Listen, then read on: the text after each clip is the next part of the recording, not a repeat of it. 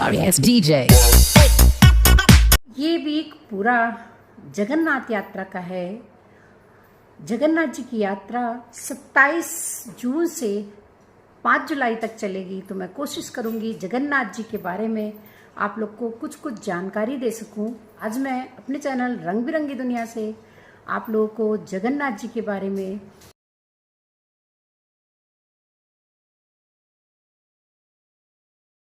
आज मैं आप लोग को बताऊंगी भगवान जगन्नाथ जी 15 दिनों के लिए बीमार क्यों होते हैं, किसकी बीमारी वो अपने सर पर लेते हैं। तो ये सब कुछ जानने के लिए आप हमारी पूरी वीडियो में बने रहिएगा। अपने भक्त की असहनीय पीड़ा को देखकर भगवान जगन्नाथ जी द्रवित हो जाते हैं और वे माधव जी के बचे हुए 15 दिन को अपने ऊपर ले लेते हैं, उनकी बीमारी अपने ऊपर ले लेते हैं। तो इसलिए वे इस त्याग के कारण माधव दास जी तो ठीक हो जाते हैं, लेकिन भगवान जगन्नाथ 15 दिनों के लिए बीमार पड़ जाते हैं। ऐसी मान्यता है कि अपने भक्त की असहनीय पीड़ा को देखकर भगवान जगन्नाथ जी द्रवित हो जाते हैं और वे 15 दिन के लिए बीमार पड़ जाते हैं। क्योंकि उनकी अवधि 15 दिन की बचती है, उस 15 दिन को वो अपने ऊपर बीमारी को ले लेते हैं, इसलिए वो बीमार हो जाते हैं। साथ ही ज्येष्ठ मास की पूर्णिमा के दिन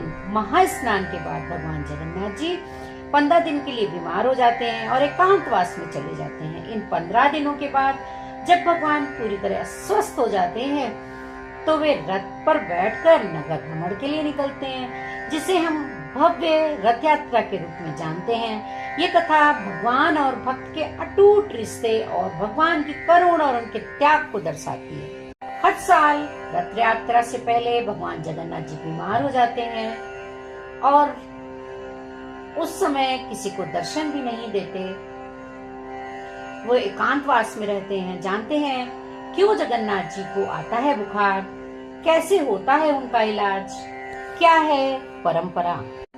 हर साल ज्येष्ठ पूर्णिमा के दिन भगवान जगन्नाथ जी बलभद्र और सुभद्रा जी का 108 कलशों के जल से स्नान कराया जाता है, जिसे स्नान पूर्णिमा भी कहा जाता है। इस स्नान के बाद भगवान जगन्नाथ 15 दिनों के लिए बीमार हो जाते हैं और एकांतवास में चले जाते हैं। इस अवधि में मंदिर के कपाट बंद कर दिए जाते हैं और भगवान को केवल औषधीय भोग लगाया जाता है। 15 दिन के बाद भगवान पूरी तरह स्वस्थ होकर रथ यात्रा के लिए निकलते हैं। इसके पीछे क्या है रहस्य, ये जानने के लिए आप हमारी पूरी वीडियो में बने रहिएगा। यात्रा से पहले भगवान 15 दिनों तक किसी को दर्शन नहीं देते हैं, एकांतवास में चले जाते हैं। उन्हें केवल तरह तरह की औषधि का लेप और काढ़ा पिलाया जाता है।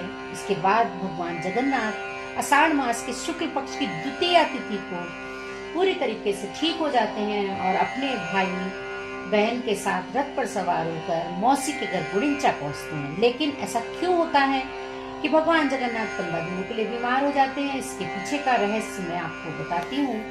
भगवान जगन्नाथ जी के अनन्य भक्त माधव दास लंबे समय की बीमारी से परेशान होकर जगन्नाथ जी प्रभु से प्रार्थना करते हैं कि प्रभु, आप तो जगत के स्वामी हैं, तो आप मेरी बीमारी ठीक क्यों नहीं कर सकते?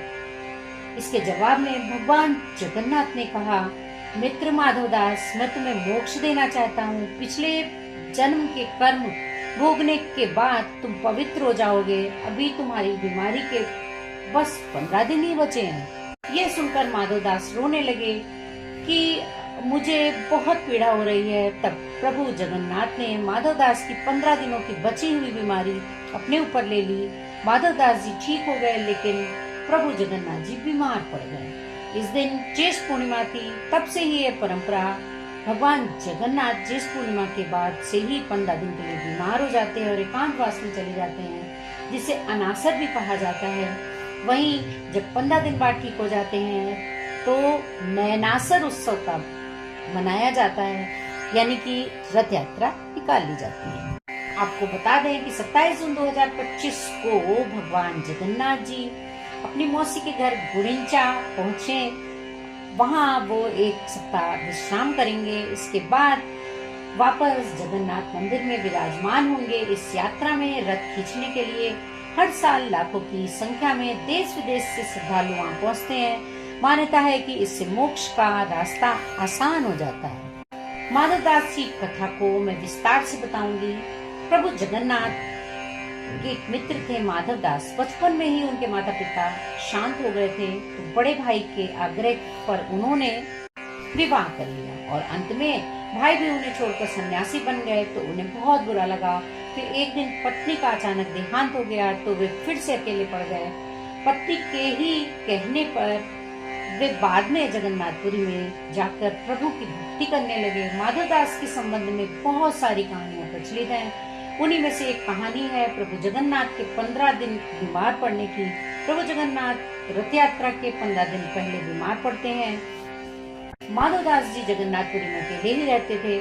वे अकेले ही बैठे बैठे भजन किया करते थे और अपना सारा काम खुद ही करते थे। प्रभु जगन्नाथ ने उन्हें कई बार दर्शन दिए। वे नित्य प्रतिदिन श्री जगन्नाथ प्रभु का दर्शन करते थे और उन्हीं को अपना मित्र मानते थे। एक बार माधवदास जी को अतिसार यानी कि उल्टी दस्त का रोग हो गया। वे इतने दुबले हो गए कि चलना फिरना भी मुश्किल हो गया। फिर भी अपना सारा काम खुद किया करते थे। उनके परिचितों ने कहा कि महाराज हम आपकी सेवा करें, तो माधवदास जी ने कहा कि नहीं, मेरा ध्यान रखने वाले हमारे प्रभु जगन्नाथ जी हैं, वे कर लेंगे, मेरी देखभाल वही मेरी रक्षा करेंगे। फिर धीरे धीरे उनकी तबीयत बिगड़ गई और वे उठने बैठने में भी असमर्थ हो गए। तब भगवान जगन्नाथ जी ने स्वयं सेवक बनकर उनके घर पहुंचे और भगवान माधवदास जी से कहा कि हम आपकी सेवा करेंगे। उस वक्त माधवदास जी बेसुध सही थे। उनका इतना रोग बढ़ गया कि उन्हें पता ही नहीं चलता था कि कब मलमूत्र त्याग देते थे और वस्त्र गंदे हो जाते थे। भगवान जगन्नाथ ने उनकी 15 दिन तक खूब सेवा की। उनके गंदे कपड़ों को भी धोया और उन्हें नहलाया भी। तब माधवदास जी को होश आया। तब उन्होंने तुरंत पहचान लिया कि ये तो मेरे प्रभु ही हैं। ये देखकर माधवदास जी ने पूछा कि प्रभु, आप तो त्रिलोक के स्वामी हैं, आप मेरी सेवा कर रहे हैं। आप चाहते तो मेरा रोग क्षण में ही दूर कर सकते थे, परंतु आपने ऐसा क्यों किया, मेरी सेवा क्यों की? प्रभु श्री जगन्नाथ जी से कहने लगे, देखो माधव, मुझसे भक्तों का कष्ट नहीं सहा जाता, इसी कारण तुम्हारी सेवा मैंने स्वयं की है। दूसरी बात यह है कि जिसका जैसा प्रारब्ध होता है उससे तो वह भोगना ही पड़ता है। मैं नहीं चाहता था कि तुम्हें प्रारब्ध का भोगना न पड़े और फिर से जन्म लेना पड़े। अगर उसको भोगोगे, काटोगे नहीं तो इस जन्म में नहीं तो उसको भोगने के लिए फिर तुम्हें दूसरा अगला जन्म लेना पड़ेगा। इसलिए तुम्हारी बीमारी तो पूरी करनी पड़ेगी, क्योंकि आपको मोक्ष भी दिलाना है। भगवान जगन्नाथ ने उनकी 15 दिन की खूब सेवा की। हमारे हिस्से के 15 दिन का प्रारब्ध रोग और बचा है, तो अब 15 दिन का रोग मैं ले लेता हूँ और अब तुम मुक्त हो जाओ। इसके बाद प्रभु जगन्नाथ खुद 15 दिन के लिए बीमार पड़ गए। इस घटना की स्मृति में तभी से रथ यात्रा के पूर्व प्रभु जगन्नाथ बीमार हो जाते हैं। तब 15 दिन तक प्रभु जी को एक विशेष कक्ष में रखा जाता है, जिसे ओसर कहा जाता है। इस 15 दिन की अवधि में महाप्रभु को मंदिर के प्रमुख सेवकों और वैद्यों के अलावा कोई और नहीं देख सकता। इस दौरान मंदिर में महाप्रभु के प्रतिनिधि अलारनाथ जी की प्रतिमा स्थापित की जाती है तथा उनकी पूजा अर्चना की जाती है। 15 दिन बाद भगवान स्वस्थ होकर कक्ष से बाहर निकलते हैं और भक्तों को दर्शन देते हैं, जिसे नव यौवन नेत्र उत्सव भी कहा जाता है। इसके बाद द्वितीया के दिन महाप्रभु श्री कृष्ण और बड़े भाई बलराम जी तथा सुभद्रा जी के साथ बाहर राजमार्ग पर आते हैं और रथ पर विराजमान कर नगर भ्रमण करते हैं और भक्तों को दर्शन देते हैं। तो ऐसे हैं हमारे प्रभु दयालु, जिन्होंने अपने भक्त माधवदास तक की सेवा की। तो कैसे करती हूँ, आप लोग को ये छोटी सी जानकारी पसंद आई होगी। पसंद आई है तो प्लीज एक लाइक करिएगा और चैनल में अगर फर्स्ट टाइम विजिट किया है तो चैनल को विद बेल आइकन सब्सक्राइब करना बिल्कुल मत भूलिएगा। जय श्री कृष्णा, जय जगन्नाथ।